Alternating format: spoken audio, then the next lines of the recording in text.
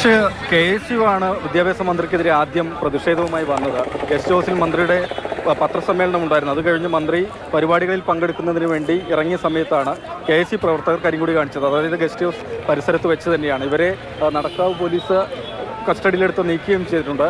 മലബാറിലെ സീറ്റ് പ്രതിസന്ധിയാണ് പ്രധാനമായും KSU ചൂണ്ടിക്കാണിക്കുന്നത്. കാരണം 16,000-ത്തിലധികം വിദ്യാർത്ഥികൾ ഈ അഡ്മിഷൻ അവസാന ഘട്ടത്തിലേക്ക് എത്തുന്ന സമയത്തും പുറത്തു നിൽക്കുകയാണെന്നാണ് KSU ചൂണ്ടിക്കാണിക്കുന്ന കാര്യം. ഓരോ ജില്ല തിരിച്ചും കണക്ക് അവർ പറയുന്നുണ്ട്. പക്ഷേ അത് തെറ്റായ കണക്കാണെന്നാണ് വിദ്യാഭ്യാസ മന്ത്രിയും അതുപോലെ തന്നെ വകുപ്പും വ്യക്തമാക്കുന്നത്. അതിനുശേഷമാണ് ഫ്രറ്റേണിറ്റി പ്രവർത്തകരും ഏതായാലും മന്ത്രിക്കെതിരെ പ്രതിഷേധം നടത്തിയത്. അതിനുശേഷം വലിയ സംഘർഷാവസ്ഥയിലേക്ക് പോയത് യുവമോർച്ച ABVP പ്രവർത്തകർ നടത്തിയ പ്രതിഷേധമാണ്. അത് SFIയുടെ ദേശീയ സമ്മേളനം കോഴിക്കോട് 27 മുതൽ 30 വരെ നടക്കുകയാണ്. അതിൻ്റെ ഭാഗമായി സെമിനാറിൽ പങ്കെടുക്കുന്നതിന് വേണ്ടി മന്ത്രി വന്നു, ഉദ്ഘാടനം ചെയ്യാൻ മന്ത്രി വന്നു.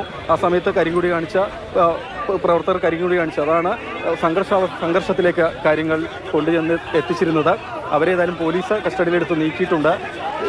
യുവമോർച്ച ഇപ്പോൾ ആരോപിക്കുന്നത്, അതായത് പോലീസ് ഇവരെ തടഞ്ഞു വെച്ച് SFIക്കാർക്ക് മർദ്ദിക്കുന്നതിന് വേണ്ടി വിട്ടു നൽകിയെന്നൊരു പരാതിയാണ് അവർ മുന്നോട്ട് ഇപ്പോൾ ഏതായാലും ഉന്നയിക്കുന്നത്. ഇപ്പോൾ എന്നൊപ്പം SFI DYFI നേതാക്കളൊക്കെ തന്നെ ചേരുന്നുണ്ട്. ഇപ്പോൾ മന്ത്രിക്കെതിരെ വലിയ രീതിയിലുള്ള പ്രതിഷേധമാണ് അവർ ഉന്നയിച്ചത്. പോലീസിനെതിരെ ഗുരുതര ആരോപണം കൂടിയാണ്. എന്തൊക്കെയാണ് ഇവിടെ നടന്നത്? നിങ്ങൾ യുവമോർച്ചക്കാരെ മർദ്ദിച്ചോ, അടിച്ചോ? മർദ്ദിക്കുക അത്തരത്തിലുള്ള സംഭവം ഉണ്ടായത്. ഞങ്ങൾ അകത്ത് പരിപാടിയിൽ പങ്കെടുത്തുകൊണ്ടിരിക്കുകയായിരുന്നു, മന്ത്രിയും പരിപാടിയിൽ പങ്കെടുത്തുകൊണ്ടിരിക്കുകയായിരുന്നു. കരിങ്കൊടി ഞങ്ങളും കാണിക്കാറുണ്ട് പല വിഷയങ്ങളിൽ. അപ്പോൾ അവർ കാണിക്കുന്നത് അനാവശ്യമാണ് എന്നുള്ളതും അവർ ഇന്ത്യയെ വർഗീയമാക്കി മാറ്റാൻ വേണ്ടിയിട്ട് ഗവർണർ തന്നെ കേരളത്തെ വർഗീയവൽക്കരിക്കാൻ വേണ്ടി ശ്രമിക്കുന്നതിൻ്റെ മുന്നണിയിൽ നിൽക്കുന്നതിനെതിരായിട്ടുള്ള ഒരു പോരാട്ടമാണ് ഇപ്പോൾ മന്ത്രി ആരംഭിച്ചിട്ടുള്ളത്. അത് തുടർന്നു കൊണ്ടുപോകേണ്ടതുണ്ട്. അതിൻ്റെ എല്ലാ പിന്തുണയും ഞങ്ങൾ കൊടുക്കും. അത് മറ്റൊരു കാര്യം. പല വിഷയങ്ങളിലും ഞങ്ങളും കരിങ്കൊടി കാണിക്കാറുണ്ട്. എപ്പോഴാണ് ഒരാളെ കരിങ്കൊടി കാണിക്കുക? ഒരു മന്ത്രി അല്ലെങ്കിൽ ഔദ്യോഗിക സ്ഥാനത്തിരിക്കുന്ന ഒരാൾ ഔദ്യോഗികമായ ഒരു പരിപാടി, സർക്കാർ പരിപാടിയിൽ വരികയാണെങ്കിൽ അവിടെ കരിങ്കൊടി കാണിക്കുക. അതാണ് മാന്യമായ രീതി, അതാണ് സംഘടനാപരമായ രീതി, അതാണ് ജനാധിപത്യ രീതി. അല്ലാതെ സ്വകാര്യ പരിപാടിയിൽ SFI അഖിലേന്ത്യാ സമ്മേളനത്തിൻ്റെ ഭാഗമായി 18ാം അഖിലേന്ത്യാ സമ്മേളനം നടക്കാൻ വേണ്ടി പോവുകയാണ് ഈ ജൂൺ മാസം 27 മുതൽ 30 വരെ കോഴിക്കോട്. അതിൻ്റെ ഭാഗമായി ഉന്നത വിജയം നേടിയിട്ടുള്ള വിദ്യാർത്ഥികളെ അനുമോദിച്ചുകൊണ്ട് 10ാം ക്ലാസ്സും +2 കഴിഞ്ഞ് നിൽക്കുന്ന കുട്ടികൾ പങ്കെടുക്കുന്ന പരിപാടിയാണ്. ആ പരിപാടിയിലേക്ക് തള്ളിക്കയറാൻ ശ്രമിക്കുക. ആ പരിപാടി നടക്കുന്നിടത്തേക്ക് കരിങ്കൊടിയായിട്ട് വരിക.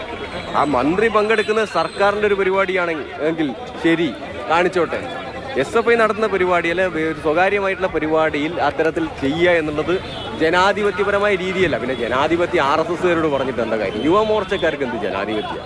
യുവമോർച്ചക്കാർക്ക് ജനാധിപത്യം എന്ന് പറയുന്ന സാധനം ഇതുവരെ അറിഞ്ഞിട്ടില്ലാത്ത അവരോട് പറഞ്ഞിട്ട് കാര്യമില്ല. പക്ഷേ പറഞ്ഞിട്ട് അറിയാത്ത ആളുകൾക്ക് വേറെ ചിലത് വേണ്ടി വരും. ചിലപ്പോൾ അത് പിന്നെ എന്താ പറയുക, ബോധപൂർവമായിട്ട് ചെയ്യുന്നതല്ല, ചില റിയാക്ഷൻ ഉണ്ടാവുന്നതാണ്.